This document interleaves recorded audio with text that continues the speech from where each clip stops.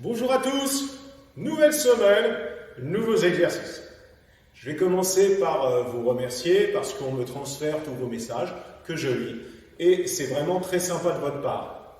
Je rencontre aussi des personnes qui me disent qu'elles regardent les vidéos, certaines font les exercices, d'autres pas, mais c'est pas grave. Chacun fait comme il peut. Donc on peut faire tout un bloc, on peut assembler différents blocs. On n'oublie pas de s'échauffer avant les exercices. Souvenez-vous, j'avais fait une vidéo sur la marche qui va servir d'échauffement cardiovasculaire. J'avais fait aussi les mobilisations articulaires là, qui commencent à préparer un petit peu notre corps aux exercices. Et puis si vous ne voulez pas les faire, eh bien quand vous commencez des exercices, commencez à faible amplitude et puis n'utilisez pas tout de suite vos charges. Je vais vous parler maintenant de l'histoire de la gymnastique volontaire. On avait parlé d'Eugène Sandow et de ses élastiques, on avait parlé d'Edmond Desmond et de ses haltères. Et puis aujourd'hui, l'histoire de la gymnastique volontaire qui va nous emmener en Suède, dans le nord de l'Europe, parce que c'est là-bas qu'on va trouver les précurseurs de ce qu'on appelait forcément la gymnastique suédoise, qui était ouverte à tout public et très novateur. Les Nordiques sont un petit peu en avance, ouvert aussi aux dames. Et ben oui, je suis désolé parce que à cette époque, le sport est réservé aux messieurs.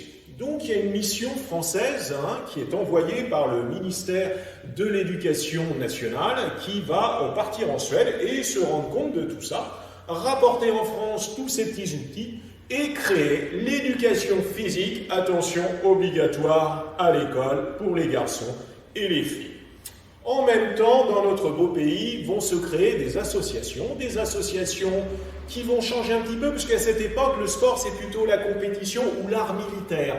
Et puis là, des associations simplement pour la santé, pour le plus grand nombre, les dames, les hommes, et puis aussi une association non compétitive et avec un but de santé, voire même de guérison. Il faudra attendre l'après-guerre et une nouvelle mission en Suède pour redécouvrir la gymnastique qui, à cette époque, est appelée la gymnastique néo-suédoise et qui va revenir en France, cette fois-ci un peu mieux structurée, avec beaucoup plus d'associations. On va utiliser le petit matériel, on va faire des jeux plutôt récréatifs, mais c'est vraiment en 1964 qu'est créée la gymnastique volontaire en France. Alors pourquoi gymnastique volontaire? Vous êtes souvent posé la question. Tout simplement pour différencier de la gymnastique obligatoire à l'école. Là, c'est du loisir, c'est tout public.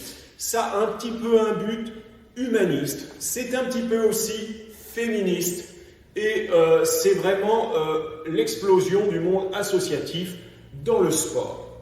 Voilà, alors la Fédération française va commencer à s'occuper de créer ses animatrices, parce que d'abord, comme je vous l'ai dit, c'est essentiellement féminin, même si les messieurs sont les bienvenus, et on va s'évertuer à développer la fameuse pédagogie différenciée. Ça veut dire qu'on va s'occuper de tout le monde. Voilà pour cette petite histoire très succincte de la gymnastique volontaire, et maintenant, au travail.